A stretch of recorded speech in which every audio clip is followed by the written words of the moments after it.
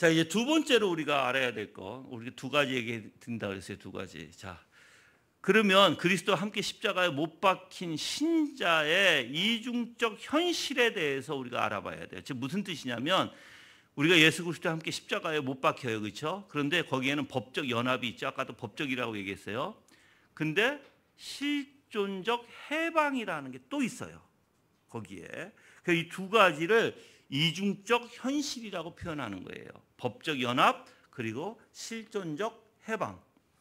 자, 그래서 첫 번째 볼게요. 첫 번째는 우리는 이중적인 의미에서 아까 이중적이 뭐라고 했어요? 법적 연합과 실존적 해방이 이중적이라고 했어요.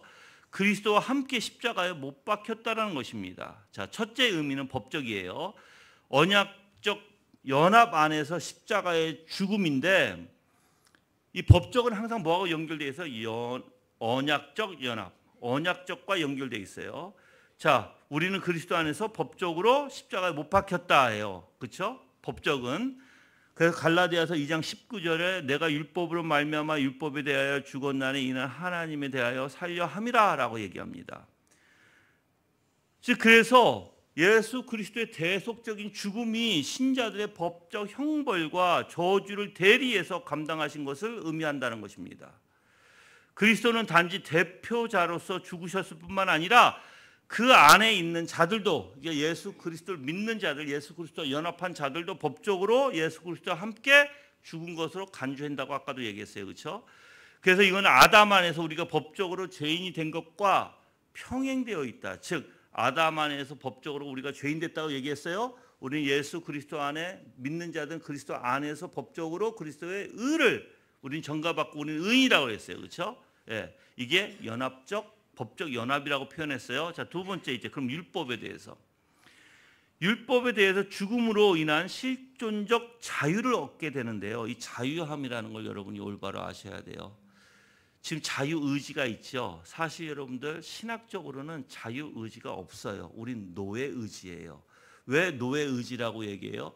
생각해봐요. 우리가 무엇인가 선택을 하잖아요. 다 뭐에 이끌려서 선택해요? 내 욕심과 탐심과 정욕과 다 이런 것을 통해서 내 유익을 위해서 그 의지가 움직인다는 거예요. 그래서 여러분들 생각해 보세요.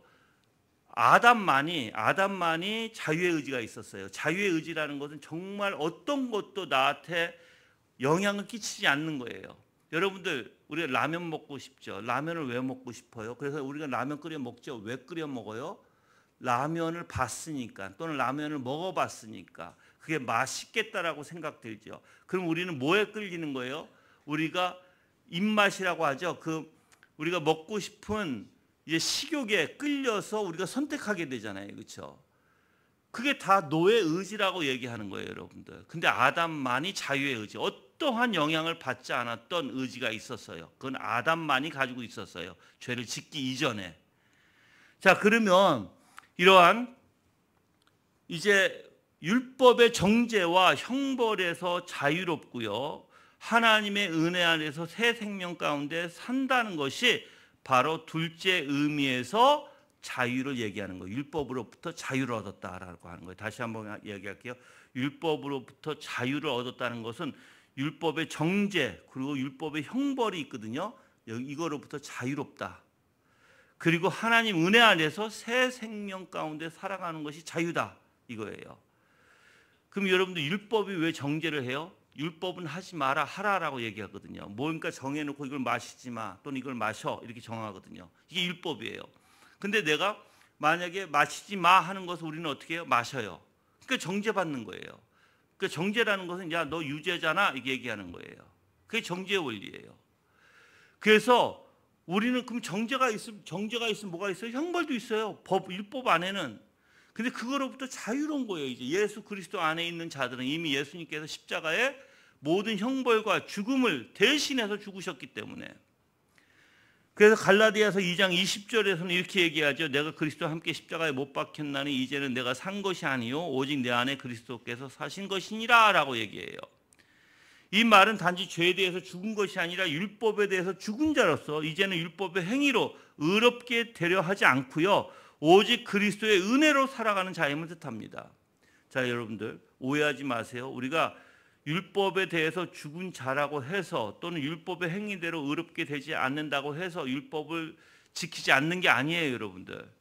율법을 아까도 얘기했어요. 우리 정죄와 형벌을 내리지 않는다는 원리에서 자유롭다고 표현했어요. 그럼 우리는 어떻게 살아가야 돼요? 하나님의 은혜 안에. 이 은혜는 뭐하고 연결돼요? 하나님의 법에 합당하게 행동하게 만들어요. 이 은혜는. 그래서 은혜를 입은 자라면 하나님의 말씀에 합당한 자가 되는 거예요, 여러분들. 순종하는 자가 된다는 거예요. 또 두 번째 우리가 알아야 될 게 뭐냐면 그리스도의 단번의 속죄예요. 즉 반복하는 속죄가 없어요. 단번에 이루어진 속죄에 대해서 여러분이 아셔야 되는데 같은 내가 빚을 졌어요. 이거 두 번 지불할 수 없다는 거예요. 같은 빚을.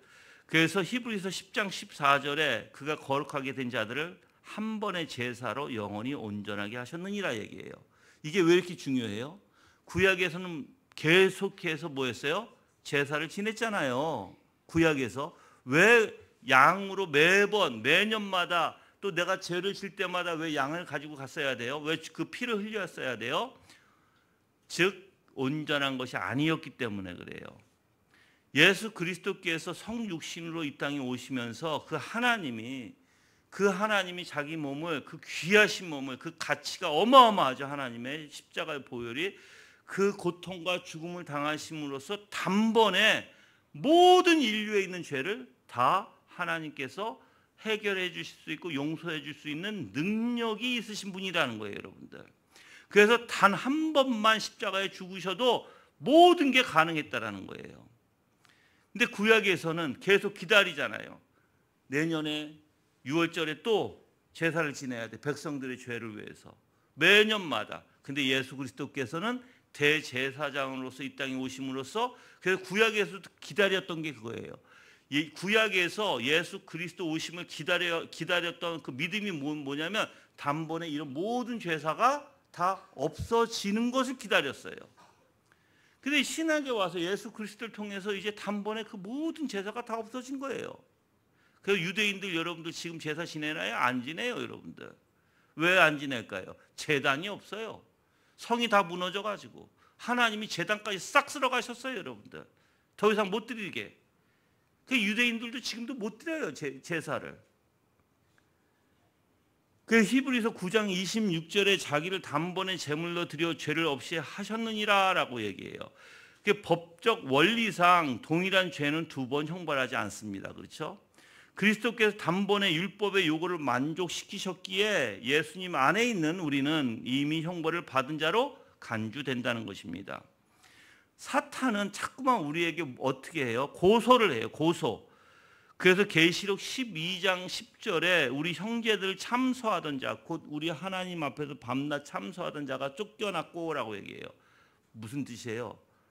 즉 사탄은요 율법을 가지고 우리를 자꾸만 고소한다는 거예요. 정죄를 한다는 거예요. 얘는 뭐 잘못했고 얘는 뭐 잘못했고 뭐 잘못했고 그거 뭐 하라는 거예요? 자꾸만 형벌이 있어야 된다는 것을 어필하는 거죠, 사탄이. 로마서 8장 33절과 34절에서도 누가 하나님께서 택하신 자들을 고발하리요 의롭다 하신 이는 하나님이시니라고 얘기해요. 그래서 신자는 율법의 심판과 형벌 아래 다시 불려갈 수 없다는 것입니다.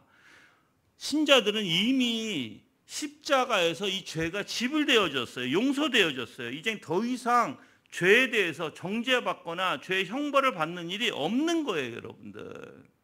그게 그리스도인이에요. 예수 그리스도와 연합한 자들입니다, 이게. 또한 세 번째 우리가 알아야 될 게 예수 그리스도는 누구예요? 심판자시죠. 그래서 심판자로서의 히브리서 1장 3절에 보시면 그는 죄를 정결하게 하시는 일을 하시고 높은 곳에 계신 지극히 크신 이의 우편에 앉으셨느니라 라고 얘기해요. 그 신자들은 단지 죄사함을 받은 자일 뿐만 아니라 그리스도와 함께 뭐한 자예요? 승리한 자들이에요. 우리가 받은 그 어떤 정죄나 고소도 지불된 채무에 대한 부당한 청구서일 뿐이라는 것입니다. 부당한 청구서.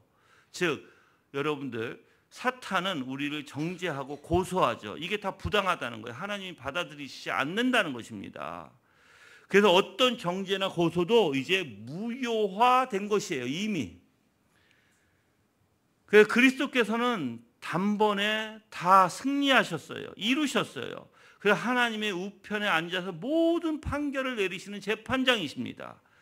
그래서 우리는 사탄의 고소에 대해 믿음으로 어떻게 해요? 이길 수 있어요, 여러분들. 사탄이 아무리 우리를 고소할지라도 우리는 뭐예요? 예수 그리스도와 함께 있는 자들이고 예수 그리스도와 함께 십자가에 못 박힌 자들이에요, 여러분들.